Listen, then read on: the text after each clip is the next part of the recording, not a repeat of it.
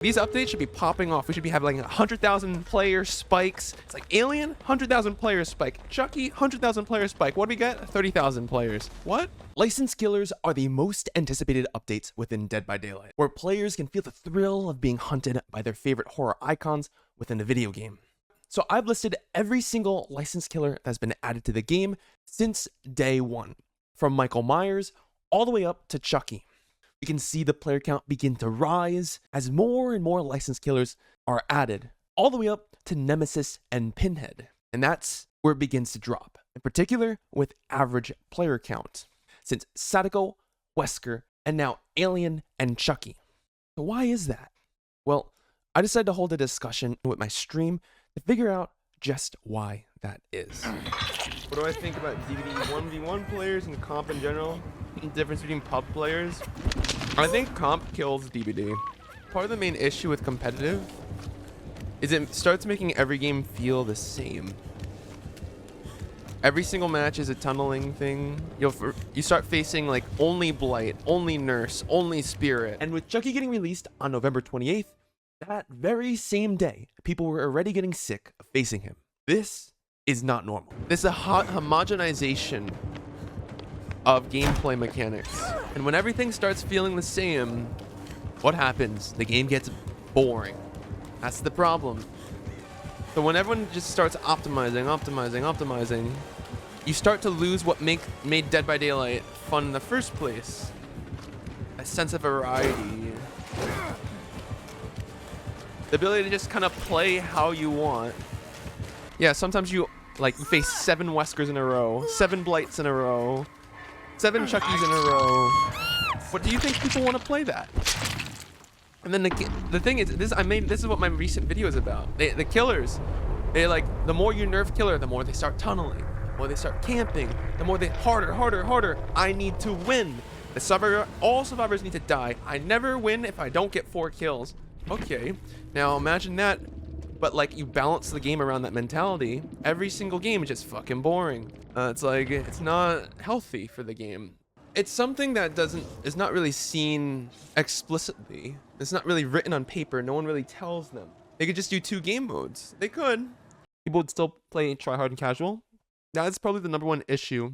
It would just be homogenization again. Mad Ratchet says, tryhards are still going to just play casual modes just to get their YouTube and TikTok clips. Exactly. That wouldn't change anything. Everyone says that as a solution, but it's literally going to do nothing. I think the problem with the mindset of the community is everyone wants every game to be fair and equal all the time. But the problem in this asymmetrical game is when you make everything fair and equal, every single match feels the same. Everyone feels like they need to play the same killer all the fucking time, right? What needs to be accepted probably in DbD is the fact that maybe there needs to be a little bit of inequality in the matchmaking system. Maybe the matches do need to suck for like either new players or veterans. When everything's all fair, people say it's boring, there's no ambition. You have some of the biggest updates released in the entire history of the community, okay? These updates should be popping off. We should be having like 100,000 player spikes. It's like Alien, 100,000 player spike. Chucky, 100,000 player spike. What do we get? 30,000 players. What? That doesn't make sense. So in reality, what we may need to do is we might need to accept the fact, yes, it fucking sucks that solo queue players probably have shitty games. And yes, it probably fucking sucks that new players have shitty games. But like, if you're new, it's gonna fucking suck. Always. It's always gonna fucking suck. You play Apex, Counter-Strike. It's like, I'm getting fucking rolled all the time.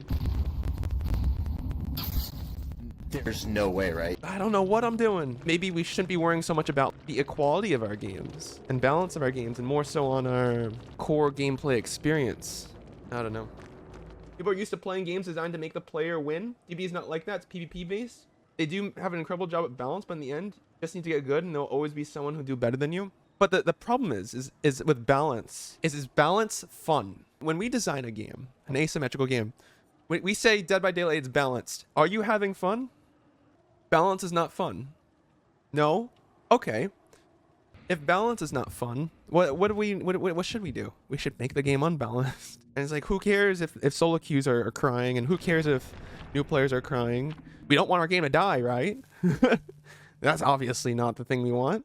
There's this obsession to try to be the best of the best in the entire universe. And like, I'm the best player in the game. Look at me. I'm the best huntress. I'm the best Billy. I'm the best survivor. And everyone's trying to like outskill each other, trying to like optimize. And when the devs are like, okay, we're going to fix the broken shit. We're going to make it so that tunneling, camping, not viable as much. Slugging, not viable as much. Well, every game feels the same. So, yeah, I don't know. It's kind of like a toxic, unsustainable culture that we probably need to do a 180 on. I grew up with fighting games. It may be a different genre, but a person I watch who is very knowledgeable in them said this once: a fighting game that is perfectly balanced would be terrible. Every character would feel the same and so would the matches. Maximilian Dude said. Okay, well there we go. And then if the developers don't want to do it, then it's an ego problem. It's like, everyone needs to be fair, it all needs to be balanced. I want to make sure that every single person has fun. Well, by making sure that, quote unquote, everyone has fun by your standards, nobody has fun. That's not right. That's not true. Like, I mean, look at look at your community. What are they saying? People are complaining. This is boring. Look around you. You have a huge ego problem. I've been saying this in almost every single video I've been posting. It is ego. Overheat doesn't matter. It is something that comes into play like never. Now, that being said, is it like a good mechanic? Does it do anything useful?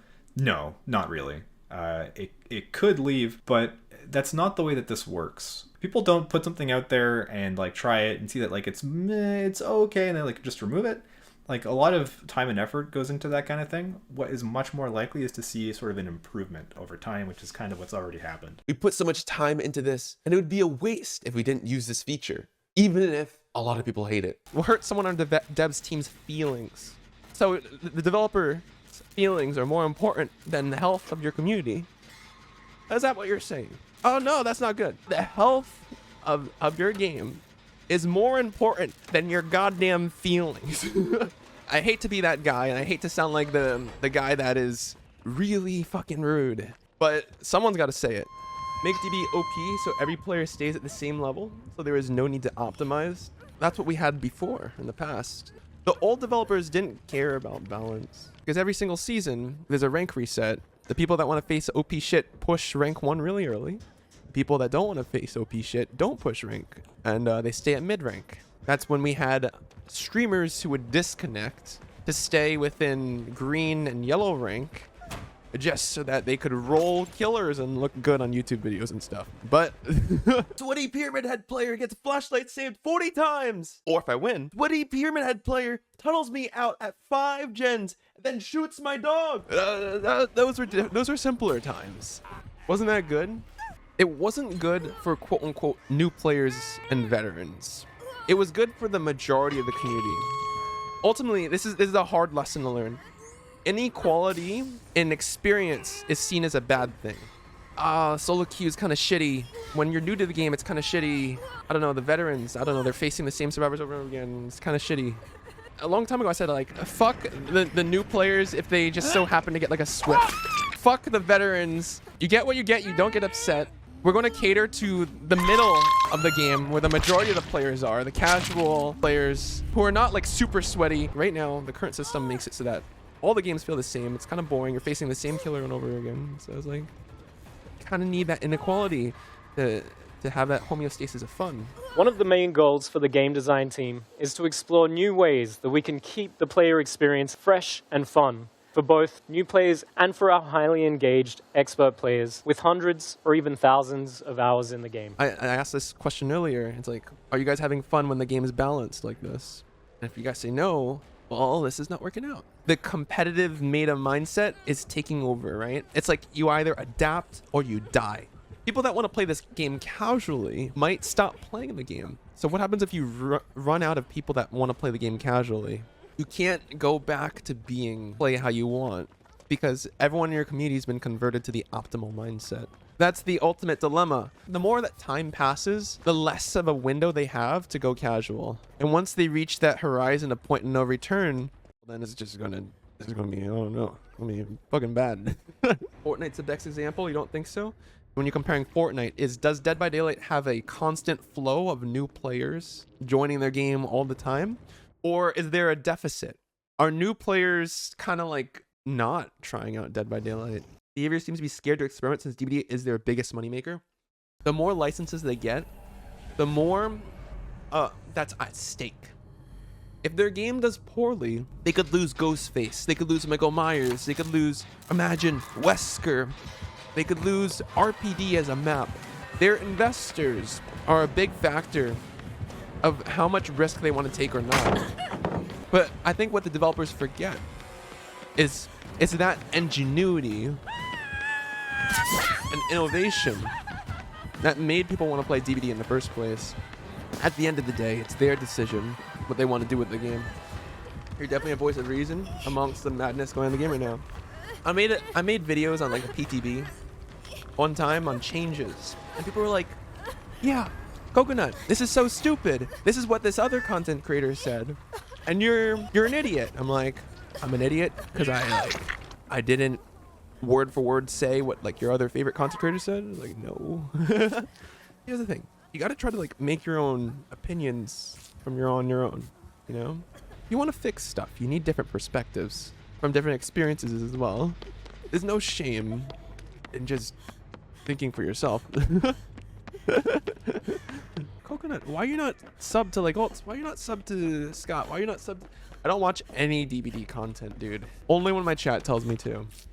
It's mainly for content reasons, where I need to take care of the thoughts going in my brain and going out of my brain so that I know like all my opinions are my own when I make stuff. Yeah, well, that started to sound libertarian. It's starting to sound libertarian that like I do my own research and come to my own conclusions. Isn't that just logical? The politics has nothing to do with this. It's like if I like find out that the baby dinosaur floats on the water, I'm like, look, the baby dinosaur floats on the water. It's like, no, he doesn't. This other guy said it. It's like, what? What are you talking about? You're not supposed to think for yourself? Okay. Yeah, I think that's the whole point. You ever get bored? Not really. How can you get bored with a community like this? Every single Dead by Daylight streamer gets asked this question the most. It's like, do you ever get bored of the game?